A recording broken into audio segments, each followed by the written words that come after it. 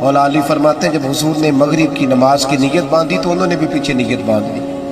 اتفاق کی بات یہ کہ حضور نے پہلی رکعت میں سورہ انفطار پڑھنی شروع کر دی، اذا السماء انفطرت واذا الکواکب انتصرت واذا البحار فجرت۔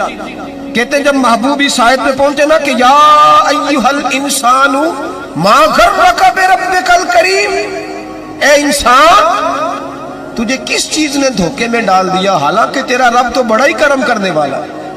جب یہ آیت سنی تو پیچھے چیخ ماری، بے ہوش ہو کے گر گئے، گھر والے گھر لے گئے۔